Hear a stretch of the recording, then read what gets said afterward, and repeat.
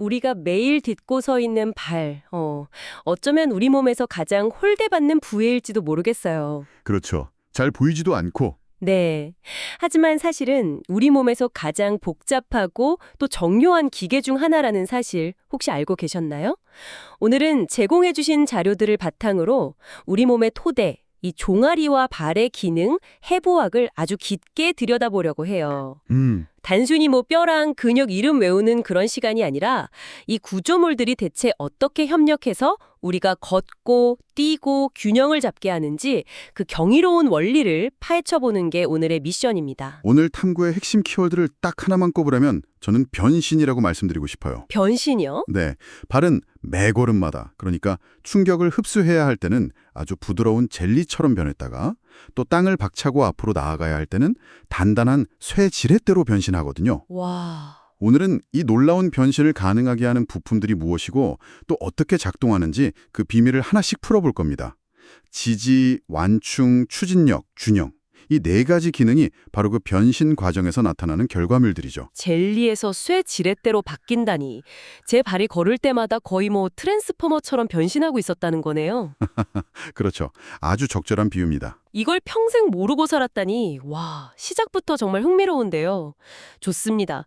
그럼 그 변신 로봇의 설계도, 뼈대부터 한번 뜯어보죠. 종아리에는 정강뼈랑 종아리뼈, 이렇게 두 개가 있네요. 네, 맞아요. 정강뼈가 체중의 거의 90%를 전달하는 아주 두꺼운 중심 기둥이라면 종아리뼈는 그 옆에 가늘게 붙어서 기둥을 보강하고 발목의 안정성을 더해주는 뭐랄까 보조 기둥이라고 생각하시면 쉬워요. 아, 중심 기둥과 보조 기둥. 네, 근데 진짜 복잡한 건 발로 내려왔을 때 시작돼요. 이 작은 공간에 뼈가 무려 26개나 모여 있거든요. 26개요? 아니, 잠깐만요. 솔직히 좀 비효율적인 설계 아닌가요? 발 하나에 그렇게 많은 뼈가 필요해요? 하하, 차라리 그냥 튼튼하게 통뼈 몇 개로 만드는 게 더 간단하고 강했을 것 같은데. 아주 좋은 질문이에요. 정말 좋은 지적이신데 만약 발이 그저 서 있기만 하는 받침대라면 그 말씀이 맞을 수도 있어요. 아, 하지만 아까 말씀드린 그 변신을 하려면 즉 울퉁불퉁한 지면에 적응하면서 충격을 흡수하는 부드러운 젤리가 되려면 여러 개의 작은 뼈들이 미세하게 움직여줘야만 해요.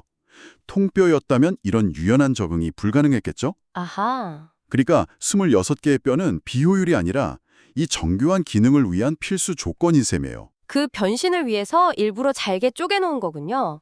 아, 이제 이해가 되네요. 그럼 그 26개 중에서 우리가 꼭 알아야 할 핵심 부품 몇 가지만 좀 짚어주시겠어요? 그럼요. 임상적으로나 기능적으로 아주 중요한 랜드마크 네 군데를 알려드릴게요. 첫 번째는 목말뼈, 영어로는 텔로스라고 해요. 정강뼈 바로 아래에서 발 전체를 받치고 있는 뼈인데 아주 특이한 점이 있어요. 특이한 점이요? 근육이 거의 하나도 붙지 않는다는 거예요. 네. 근육이 안 붙는다고요? 그럼 어떻게 움직이죠? 스스로는 못 움직여요. 그냥 위에서는 정강뼈의 힘을 받고 아래로는 다른 발뼈들에게 그 힘을 전달하는 순수한 중개자이자 다리 역할만 하는 거죠. 어떻게 보면 좀 외로운 뼈라고 할 수 있어요. 그렇군요. 중개자 역할. 두 번째는 우리에게 아주 익숙한 발꿈치뼈, 캘케니우스입니다. 우리 몸의 랜딩 기어죠. 랜딩 기어? 네, 걸을 때 체중이 지면에 처음 닿는 지점이고 뒤에는 강력한 아킬레스건이 붙어서 우리 몸을 앞으로 나아가게 하는 엔진 역할을 합니다. 비유가 재밌네요. 랜딩 기어. 자, 그럼 세 번째는 뭔가요? 세 번째는 발배뼈 거친 면이라는 곳이에요. 네비큘러 튜브러시티인데 지금 한번 직접 만져보실 수 있어요. 아, 정말요? 네, 안쪽 복사뼈에서 앞쪽으로 손가락 2개 정도, 그리고 살짝 아래로 내려가면 툭 튀어나온 뼈가 만져질 거예요. 잠시만요. 아, 여기 진짜 툭 튀어나온 게 만져지네요. 신기하다. 바로 거기가 발의 안쪽 아치를 평가하는 핵심 기준점이라 이 지점이 바닥에 가까울수록 우리가 흔히 말하는 평발을 가능성이 높아요. 아, 그래서 여기가 중요하군요. 그럼 마지막 네 번째 랜드마크는요? 마지막은 제5 발어리뼈 거친 면이에요.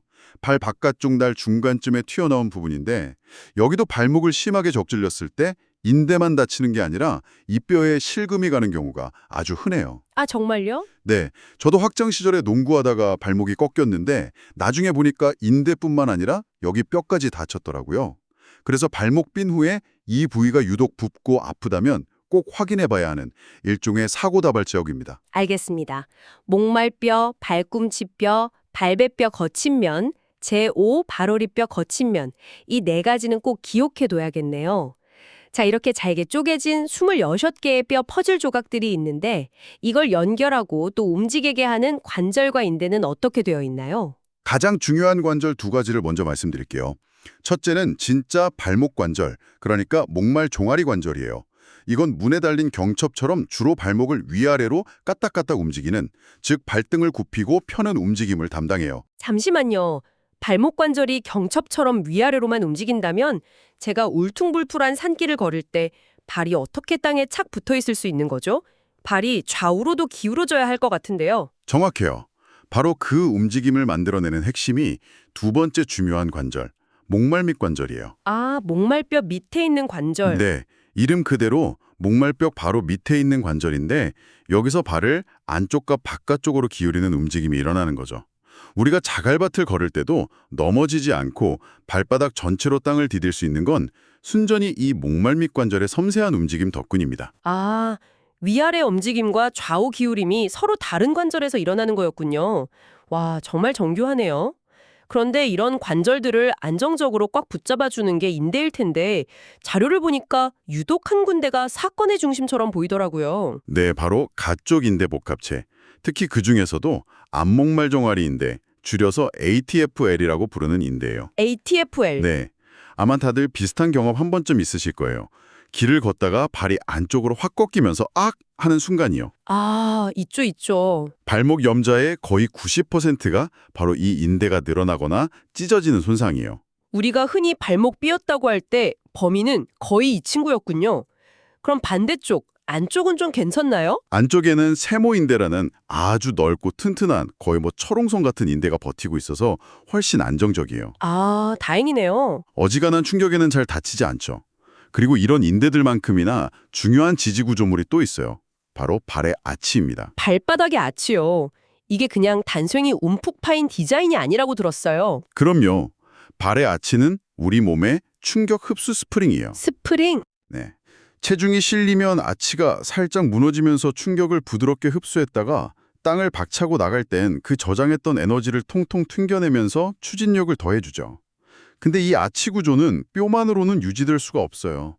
발바닥의 족저근막, 스프링 인대 같은 강력한 인대 조직들이 활시위처럼 팽팽하게 당겨주고 있어야만 이 아름다운 곡선과 기능이 유지되는 거거든요. 알겠습니다. 이 뼈와 인대들이 정말 정교한 건축물 같네요. 근데 건축물 자체는 움직이지 못하잖아요.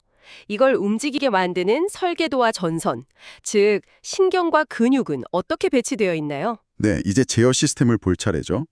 모든 신경의 시작은 허리에서 나온 큰 신경 다발인 좌골신경인데요. 이게 무릎 뒤에서 두 갈래로 크게 나뉩니다. 하나는 종아리 뒤쪽과 발바닥 전체를 담당하는 정강신경, 다른 하나는 종아리 앞쪽과 가쪽을 담당하는 온종아리 신경이에요. 그런데 자료에서 유독 그 온종아리 신경의 경로를 조심하라고 경고하는 것 같던데요. 왜 그런 거죠? 아주 중요한 임상 포인트예요. 지금 무릎 바깥쪽을 한번 만져보세요. 동그랗게 튀어나온 뼈, 그러니까 종아리뼈 머리가 느껴지실 텐데 바로 그 아래를 이 온종아리 신경이 피부 바로 밑으로 아슬아슬하게 감싸고 지나가요. 아, 여기요? 네, 마치 팽팽한 기타줄처럼 느껴지기도 하죠.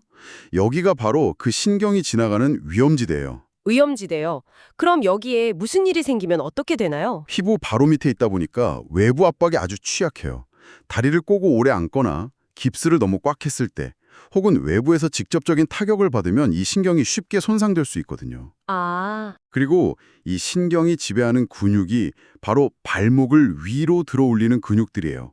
그래서 신경이 손상되면 발목에 힘이 빠져서 걸을 때마다 발끝이 바닥에 툭툭 걸리는 조카수, 풋드롭 증상이 나타날 수 있습니다.